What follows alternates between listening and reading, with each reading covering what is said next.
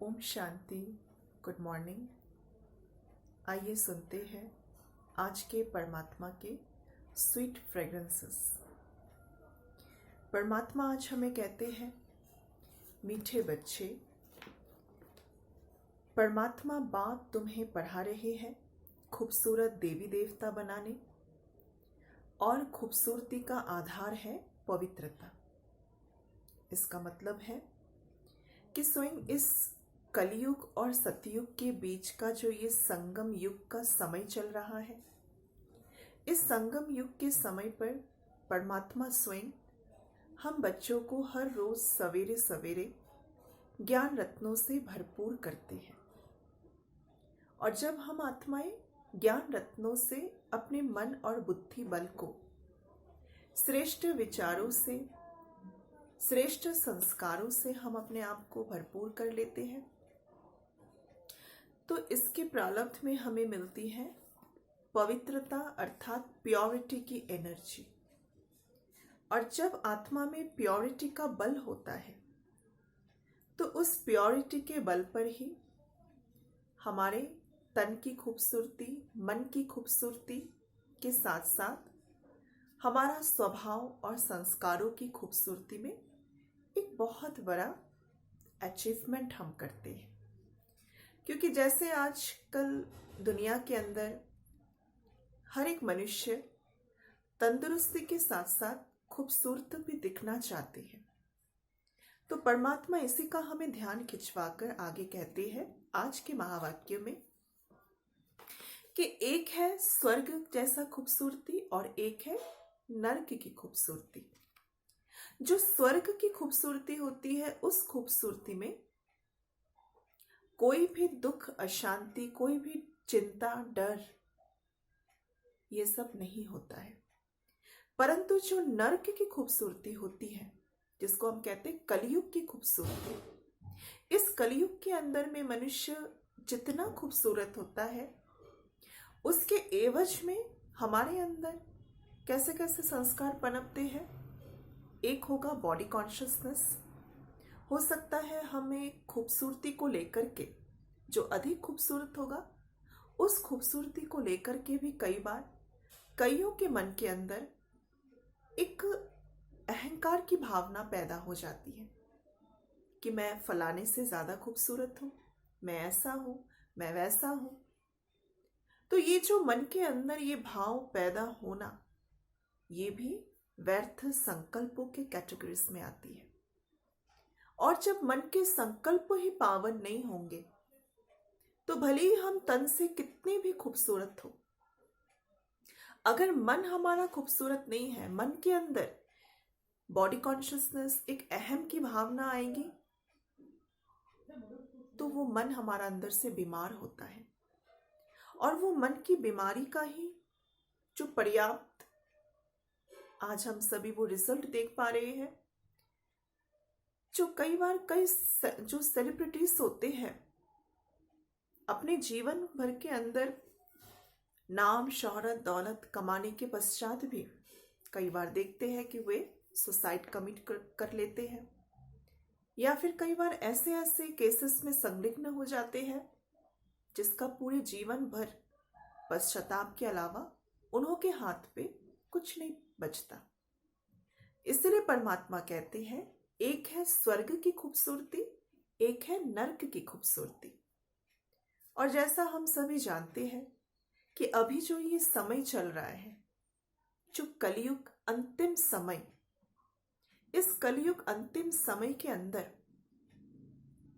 आज हम शारीरिक रूप से जितना भी खूबसूरत क्यों ना होवे, परंतु अगर मन के अंदर परमात्मा का ये ज्ञान नहीं होएगा तो हमारी ऊपर की खूबसूरती को भी हम सही रीति यूटिलाइज नहीं कर पाएंगे। उसकी यूटिलाइजेशन हमारे से व्यर्थ रूप में होगी, क्योंकि हमें पता है ना, हम बहुत खूबसूरत हैं शारीरिक रूप से। तो इसलिए परमात्मा ध्यान खिंचवा कर कह रहे हैं कि बच्चे, सदा काल की अगर खूबसूरती को प्राप्त करना है तो ये जो परमात्मा के दिव्य ज्ञान है, इस ज्ञान का श्रृंगार करो हर रोज सवेरे सवेरे। इस ज्ञान का श्रृंगार करने मात्र ही हमारे मन और बुद्धि के अंदर ऐसा बल उत्पन्न होता है कि क्या राइट है क्या रॉन्ग है, उसको समझकर हम अपने जीवन रूपी गाड़ी को आगे की ओर बखूबी ड्राइव कर सकते हैं। फिर आगे और परमात्मा कहते हैं कि जैसे रूहानी क्षमा पर जो परवाने फिदा होते हैं, उनके साइंस क्या क्या होते हैं। रूहानी क्षमा अर्थात यहाँ है वो अलौकिक स्पिरिचुअल फादर, जो एक पॉइंट ऑफ लाइट है, और हम सभी आत्माएं उस परमात्म शक्ति के बच्चे हैं। तो हम परमात्म संतानों को, अगर हम परमात्मा के संतान उनके ऊपर फिदा होते हैं, आज जैसे दुनिया के अंदर में भी जब कोई किसी के ऊपर फिदा होते हैं, तो फिदा होने वाले और जिनके ऊपर फिदा होते हैं, दोनों का अगर हम कंट्रास्ट करें तो यहां बैठकर हम सभी सोच सकते हैं कि उनको क्या मिलता है। उसी प्रकार परमात्मा कहते हैं हमें अब सरा विचार सागर मंथन करना है कि अगर हम उस रूहानी क्षमा पर टोटली फिदा हो जाते हैं, उसके सिग्निफिकेंसेस क्या क्या होंगे। उसके सिग्निफिकेंसेस होंगे कि क्षमा जो है जैसी है उसे हम यथार्थ रूप से जानकर उन्हें याद कर सकते हैं। क्षमा अर्थात परमात्मा, वो जो है जैसा है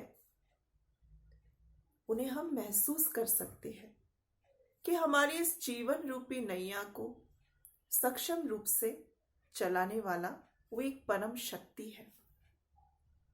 और जब हम आत्माएं उस परम शक्ति के अंडर आ जाते हैं, उनके छत्र छाया के नीचे रहते हैं, तो लगता है कि कोई एक परम शक्ति हमें चला रहा है।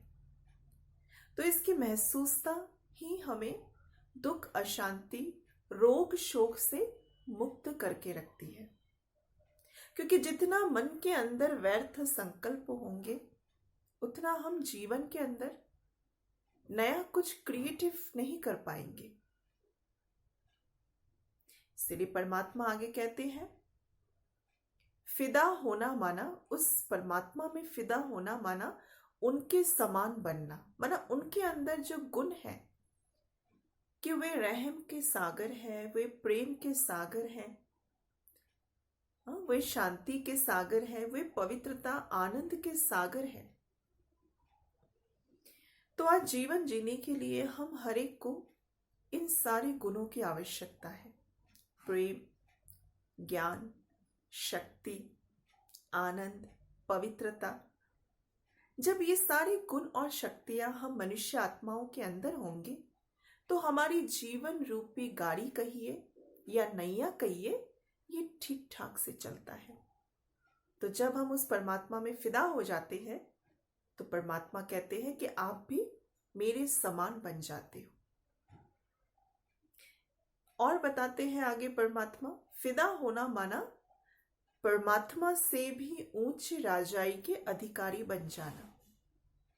जैसे आज कोई जब इंजीनियरिंग पढ़ना चाहते हैं या मेडिकल में वो आगे का अपना फ्यूचर अप्लाई करना चाहते हैं, तो उन स्कूल या कॉलेजेस में जाकर जो उनको पढ़ाते हैं, चाहे वो इंजीनियरिंग की पढ़ाई हो या मेडिकल की, तो पढ़ने वाला भी कई बार टीचर से भी उच्च पद अधिकारी बन जाता है।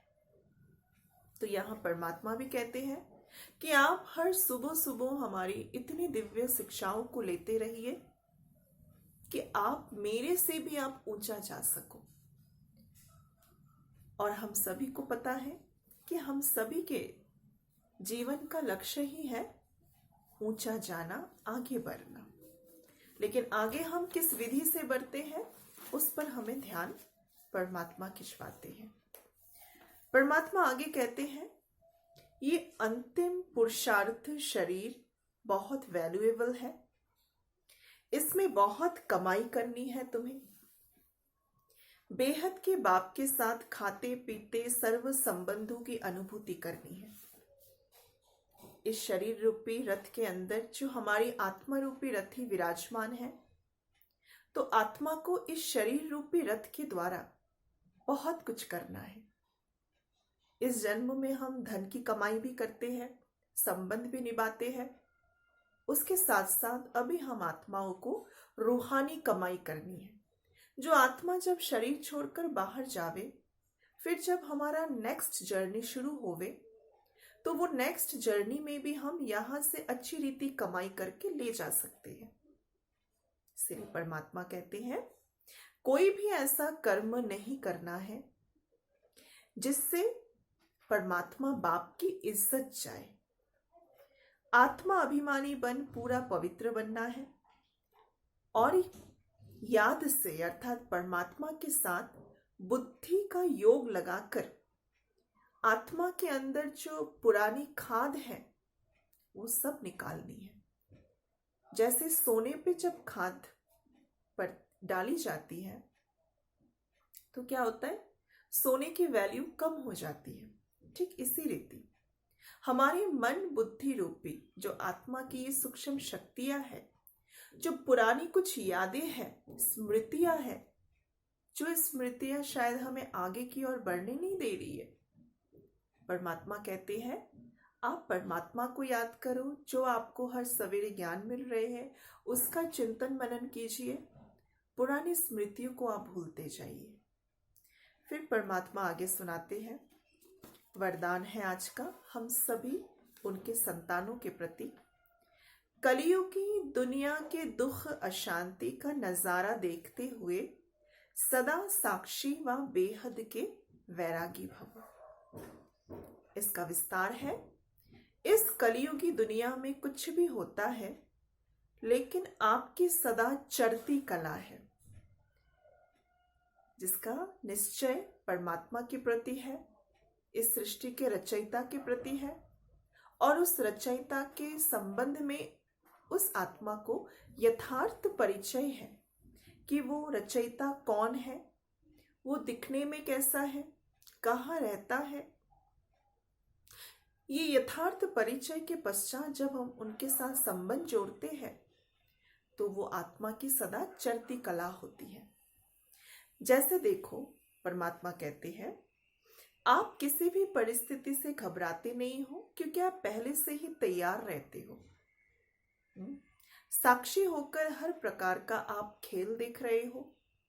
कोई रोता है इस ड्रामा के अंदर, कोई चिल्लाता है।